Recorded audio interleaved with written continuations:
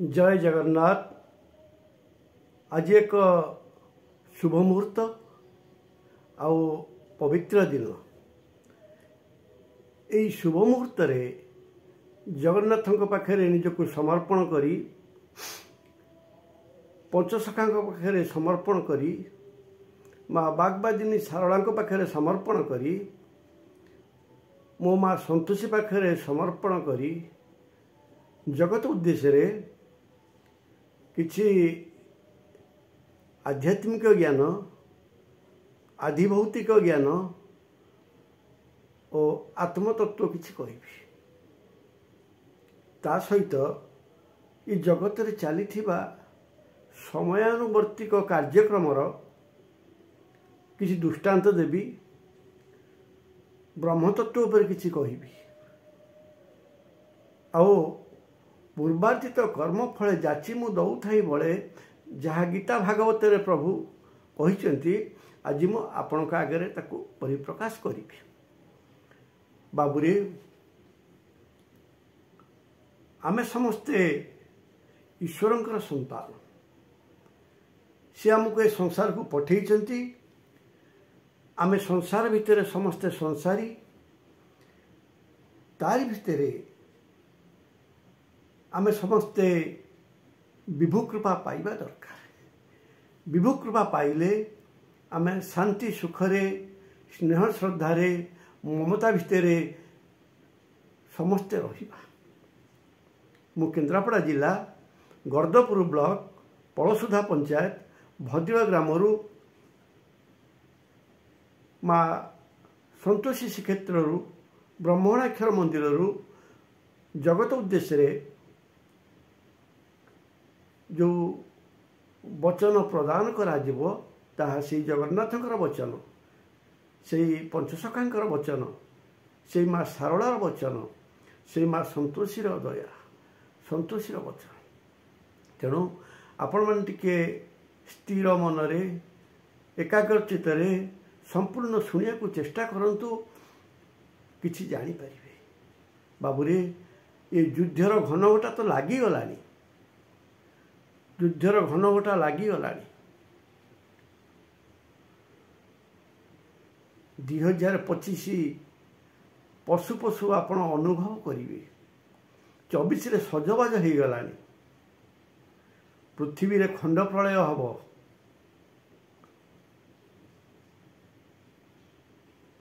आओ भूमिकंप मान बहु परिमाण हम। वज्र बिजुली पड़ो। आओ जलर जो विभीषिका आसो ताकू कथारे कही होनी। से एमती केते देश बुड़े दब। आपण देखुना ये जो परमाणु युद्ध हवा को जाउची से परमाणु शक्ति महाशक्ति से क्या रखिब। जदि गोटे परमाणु बम पड़ जाए समुद्र भितर से पानी जो प्रकार उठेब एमती कथा होची केते देश बुड़ी जीव, केते देश ध्वंस हो। आउ किए रहिबो किए जीव ताकू ईश्वर जानिछंती।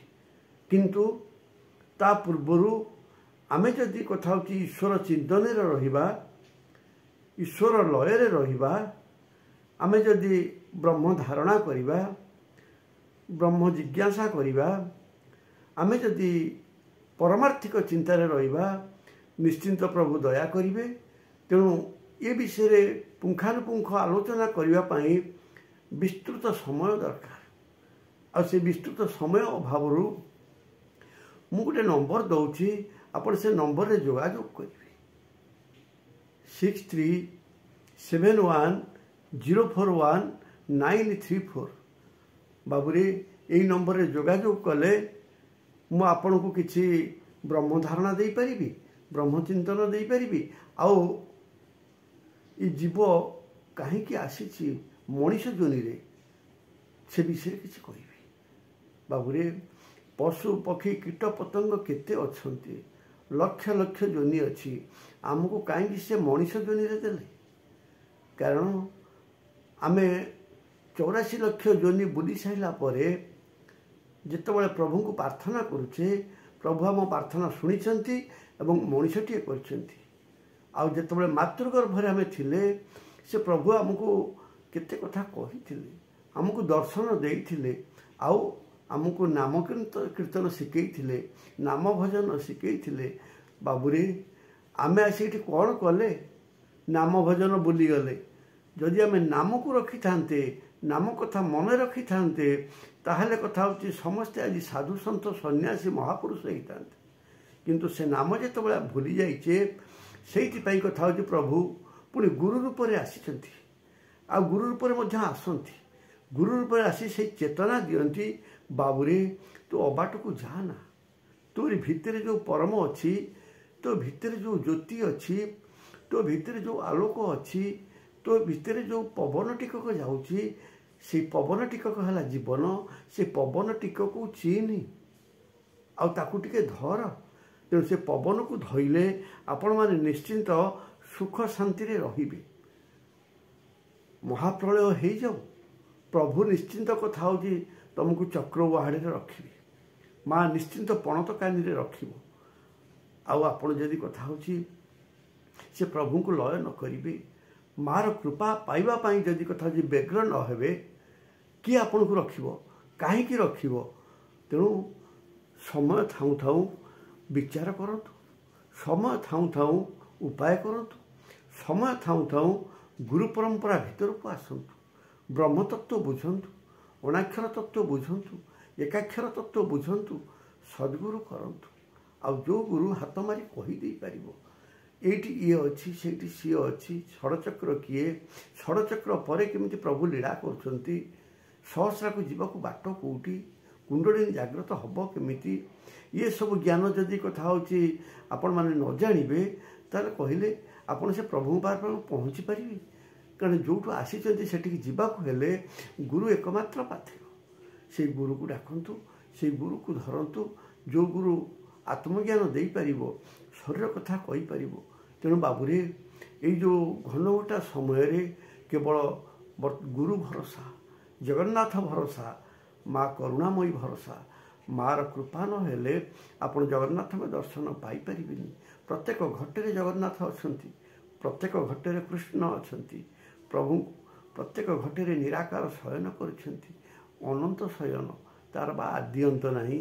ଅନନ୍ତ ନାମେ ଅନ୍ତ ନାହିଁ, ଅଣ ଅକ୍ଷରେ ଯାର ଦେଇ, ସେ ପୁରା ଅଣ ଅକ୍ଷର ଭିତରେ ଶୟନ କରିଛନ୍ତି, ସହସ୍ରା ଭିତରେ ଶୟନ କରିଛନ୍ତି। ତେଣୁ ଅକର୍ମେ ବାସୁଦେବ ପ୍ରୀତି, କର୍ମ କଲେ କ୍ଷୟ ଯାଆନ୍ତି। ତେଣୁ ସେ ଅଘର ଟିକେ ଦେଖନ୍ତୁ, ଅଭଜନ ଟିକେ କରନ୍ତୁ, ବାସୁଦେବ ନିଶ୍ଚିନ୍ତ ଖୁସି ହେବେ। ତେଣୁ ବାସୁଦେବଙ୍କ ଖୁସି ପାଇଁ ଓମ୍ ନମୋ ଭଗବତେ ବାସୁଦେବାୟ ନମଃ କହିଲା ବେଳେ ଆମେ କଥା ହେଉଛି ବାସୁଦେବଙ୍କର ସ୍ଥାନ, ବାସ ଏବଂ ଏ ପିଣ୍ଡ ଭିତରେ କେଉଁଠି ଅଛନ୍ତି ସେ ବିଷୟରେ ଜାଣିବା ଦରକାର। ପିଣ୍ଡ ବ୍ରହ୍ମାଣ୍ଡ ଏକମତ, ଜାଣଇ ସୁଜ୍ଞାନୀ ପଣ୍ଡିତ ଭାଗବତ କଲମ କଲେ। ତେଣୁ ବାବୁରେ ମହାପୁରୁଷ କହିଲେ ତୁ କିସ ଜପିବୁ, ତା ନାମ ତୋର ଜପରେ ନାହିଁ, ତାର ନାମକୁ ସେ ନିରନ୍ତର ଜପୁଅଛନ୍ତି। ମହାପୁରୁଷ ନିରାକାରଙ୍କଠୁ ଯାହା ଶୁଣିଥିଲେ ଲୋକଲୋଚନରେ ପ୍ରକାଶ କରିଦେଲେ। ଆଉ ସେଇ ଟିକକ ଜିନିଷ ଆପଣମାନେ କଥା ହେଉଛି ଟିକେ ଚିନ୍ତା କରନ୍ତୁ, ଟିକେ ଗୁରୁ ଧରନ୍ତୁ। ସେଇଥିପାଇଁ ଅଭିରାମ ପରମହଂସ ପରା କଲମ କଲେ, କହିଲେ ବାବୁରେ ତୁ ଏତେ କ'ଣ ଖୋଜୁଛୁ, ସମୁଦ୍ରରେ କାହିଁ ପଶୁଛୁ? ଆରେ ଜଳ ପରା ତୋରି ପାଖରେ ଅଛି, ତୋରି ଭିତରେ ପରା ଅଛି। ଆଉ ମୃଗନାଭି କସ୍ତୁରୀ ଭଳିଆ ତୁ ଏଣେ ତେଣେ ବୁଲୁଛୁ କାହିଁକି?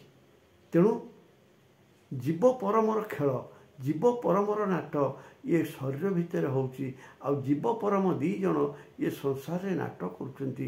ଏ ସଂସାରରେ ଜଣେ ହେଇଛି ସ୍ତ୍ରୀ, ଆଉ ଜଣେ ହେଇଛି ପୁରୁଷ, ଆଉ ଜଣେ ହେଇଛି ଜୀବ, ଆଉ ଜଣେ ହେଇଛି ପରମ, ଜଣେ ହେଇଛି ରାଧା, ଜଣେ ହେଇଛି କୃଷ୍ଣ। ତେଣୁ ଏଇ ଦୁଇ ଜଣକୁ ନେଇ ଲୀଳା। କାରଣ ସ୍ୱାମୀ ସ୍ତ୍ରୀ ଦୁଇ ଜଣଙ୍କର ମିଳନରେ ଗୋଟିଏ ସନ୍ତାନର ଆବିର୍ଭାବ ହେଇଥାଏ। ତେଣୁ ବାବୁରେ, ତେଣୁ ସେଇ ଯେଉଁ ସ୍ୱାମୀ ସ୍ତ୍ରୀ ସେ କିଏ? ସେ ଜଣେ ଜୀବ, ଜଣେ ପରମ, ଜଣେ ରାଧା, ଜଣେ କୃଷ୍ଣ। ତେଣୁ ଏ ଜଗତ ହେଉଛି ରାଧାମୟ, କୃଷ୍ଣମୟ। ତାରି ଭିତରେ ତୁ ଖୋଜି ଚାଲେ ବ୍ରହ୍ମକୁ। ଦୁଇ ଜଣଙ୍କର ମିଳନ କ'ଣ ବ୍ରହ୍ମର ସୃଷ୍ଟି ହେବ?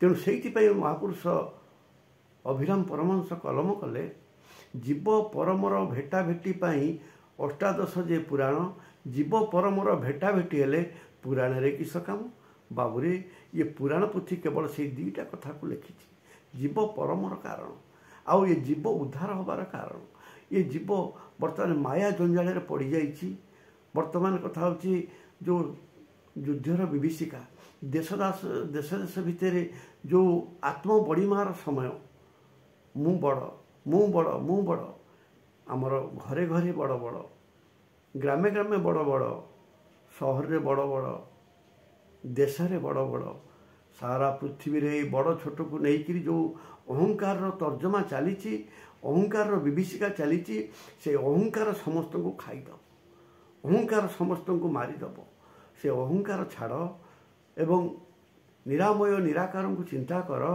आउ युद्धर घनघटा निश्चिंत दूरे जीव समस्ते सुख शांति रे बाबूरे वर्तमान कथा हूँ कलिर महाघोर समय कली वित्पात निश्चिंत कर कली समस्त को बुड़े दब समस्त को कथा हूँ हजेदब समस्त को दुख जंत्रणा निर्यातना दवापाई से व्यग्र हो उठी ये देखुना कोटी कोटी टंका लुंठन करी किपरि कथा हूँ जाई जेल चारिकांत भितर रोचंती तेणु जेते बड़ बड़ लोक अच्छा समस्ते बहुत अन्याय अनीति करिकिरि अछंती एवं राजस्व देवस्व ब्रह्मस्व हरण करिबारे अछंती तेणु अल्प दिन समस्ते दंड पाइबे आउ समस्ते यदि सत्य शांति दया क्षमारे रहिबे निश्चिंत पुरस्कार पाइबे सत्य आसीबो सत्य आसवाक ठक ठक कलानी कल्की लीला आरंभ हो जगन्नाथ कल्की रूप नहीं गले